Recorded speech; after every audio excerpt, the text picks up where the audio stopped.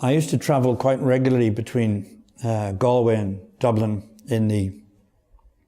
from 1988, when I moved from teaching in University College Galway, as it then was, NUIG now, to Trinity. And I used to get the train up on a Monday and head back home to Galway and to Corrandulla on a Friday. And the train really became effectively an office.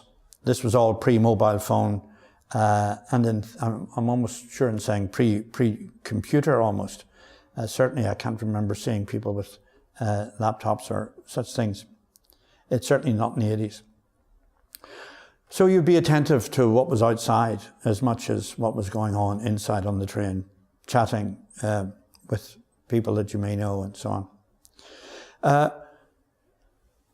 I ended up starting to write a sequence of poems about the journeying between the West and the West Coast and Dublin.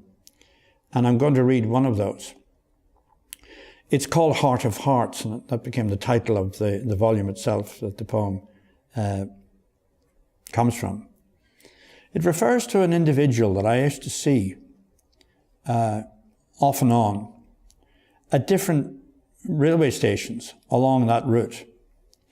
It's almost as if he appeared out of nowhere. Very strange. And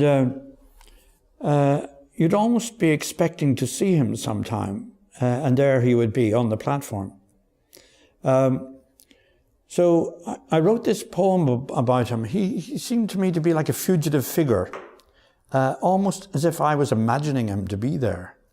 But he was real, and I often wonder whatever happened to him. He was a figure of kind of incongruity and an anomalous sort of figure.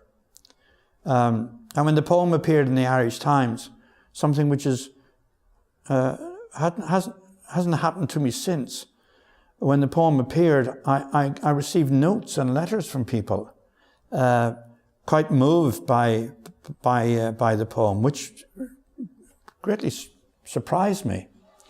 They felt that the figure that is in the poem could be identified with a figure in their own family.